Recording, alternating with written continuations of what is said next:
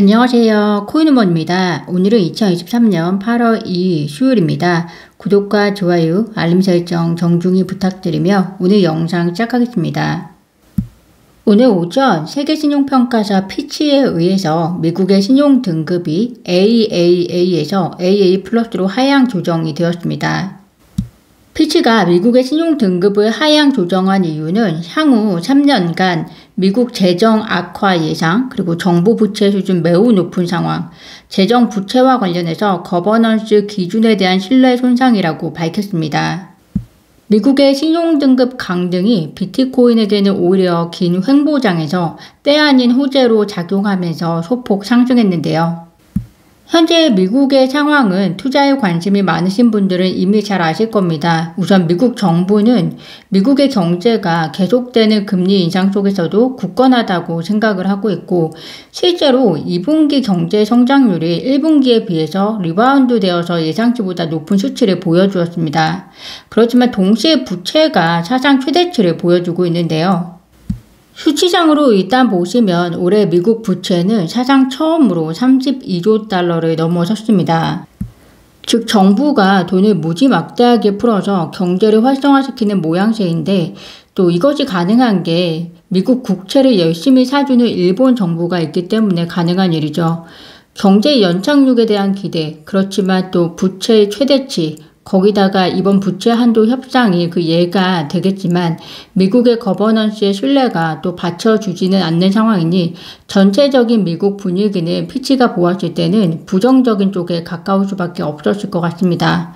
세계 3대 신용평가사 중에서 이제 S&P만 미국의 국가 신용 등급을 최고 등급으로 유지하고 있고, 무디스와 피치에 의해서는 미국의 신용 등급이 AA+가 된 상태다라고 보시면 될 것 같은데요.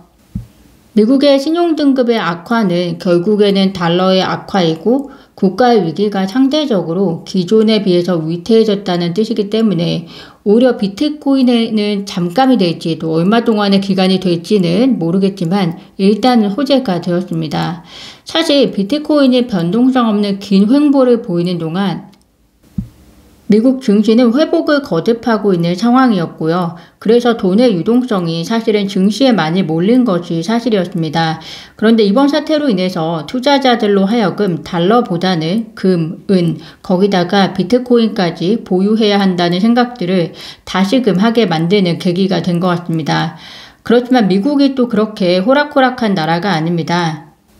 옐런 장관은 즉각적으로 성명해서 피치 신용 등급 변화는 임의적이고 구식인 자료에 기반해졌다. 미국 국채는 안전하고 유동적인 자산이고 미국의 경제는 근본적으로 강하다라고 하면서 강하게 반박을 하고 있습니다. 투자자 입장에서는 현재 포트폴리오 구성을 어떻게 밸런스 있게 해야 할 것인지 고민해야 하는 타이밍이 다시 온 것 같습니다. 어제 공유해드렸던 테라폼랩스 사건 판사의 판결 이후에 많은 논란이 기사화가 되었습니다. 어제 제 개인적인 의견도 공유를 드렸지만 리플 최고 법률 고문이 오늘 오전에 올린 트윗의 내용이 이 사건을 정리를 잘 해주는 것 같은데요. 리플 최고 법률 고문은 테라 판사가 작성한 판결문을 통해서 결국에는 리플 판결에 대한 테라 판사의 언급은 불필요하고 혼란스러우며 구속력이 없다라고 이야기를 하고 있습니다. 그 이유는 판결문을 보면 실제로 오렌지 숲만으로는 숲을 가꾸고 이익을 공유하겠다는 약속이 없기 때문에 증권이 아니라는 것에 동의한다라고 이야기를 하고 있고, 또 투자 계약을 체결하기 위해서는 계약 당사자 간의 합의가 있어야 한다라고 이야기를 하고 있고요. 그리고 다른 권리와 약속이 혼용되지 않는 토큰만으로는 증권 자체가 아니다 라고 명시를 했기 때문인데요.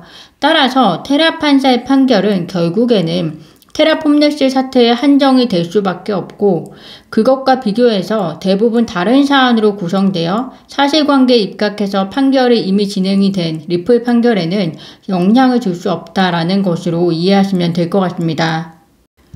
어떻게 보면 이로써 증권이 아닌 명확성을 띤 코인은 비트코인과 그리고 리플 XRP이다 라고 이야기가 될 수도 있을 것 같다라는 생각이 듭니다.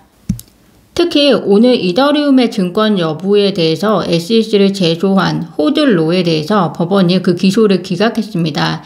즉 SEC가 힘먼 연설을 통해서 이더리움이 증권이 아니다라고 했는데 이 사안에 대한 기소였고요. 법원이 기소를 기각했다는 것은 이 내용이 법적으로 다툴 사안이 아니라는 것인데요. 법원이 기소를 기각한 주요한 이유는 이더리움이 증권이 아니라고 이야기한 최종적인 내용이 없고 즉 SEC가 이더리움이 증권이 아니라고 이야기한 최종 내용이 아니라는 거고요. 또 이를 근거로 해서 해당 회사를 협박하거나 어떤 조치가 있었던 것이 아니기 때문이다 라고 이야기를 합니다. 이에 대해서 호들로의 입장은 명확한 지침을 제공하지 않고 또 불확실한 환경을 초래한 SEC에 대해서 계속해서 다른 법적 방법을 통해서 찾아나갈 것이라고 이야기를 하고 있습니다. 여기서 우리가 확인할 수 있는 것은 비록 해당 기소를 법원이 기각을 했지만 이 의미는 결국에는 이더리움이 증권이 아닌 코인으로서 보호받을 수 없다는 거고 또 결국 증권이 아님에 대해서 명확성을 가진 것은 비트코인과 리플 XRP 뿐이라는 점인데요. 그런데 여기서 더 나아가서 어떤 트윗 사용자는 비트코인의 법적 명확성도 사실은 법으로 보장받은 것이 아니다. 왜냐하면 비트코인이 증권이 아니라는 것은 SEC의 공개 진술에 근거할 뿐이지 법원의 판결처럼 SEC의 그러한 진술을 신뢰할 수 있는 최종 기관 행동이 아니기 때문이다 라고 하는데요. 구독자분들은 어떻게 생각하시나요? 리플이 남부지법의 로펌 디베보이스의 앰플림턴 파트너 변호사 더글러스 졸킨드를 새 변호인으로 임명했다고 법원에 제출했다고 합니다. 그의 이력을 보시면 로펌 근무 이전에 뉴욕 남부지방검찰청에서 공공부패과 등에서 근무했다고 하고요. 특히 미국 대통령의 최고위 고문과 함께 뇌물계획에 관여한 혐의로 은행과 CEO를 기소하는 등 세간의 이목을 끄는 많은 문제들을 처리를 했다고 합니다. 이러한 이력들이 리플의 남은 소송 여정에 있어서 어떤 역할을 할지 지금 당장 쉽사리 이야기할 수는 없지만 SEC 약점을 뒤흔들 만한 리플만의 패가 있기를 기대해 봅니다. 제가 오늘 준비한 소식은 여기까지입니다. 오늘도 영상 시청 진심으로 감사드리고요. 구독과 좋아요, 알림 설정은 코인우먼에게 큰 힘이 됩니다. 감사합니다.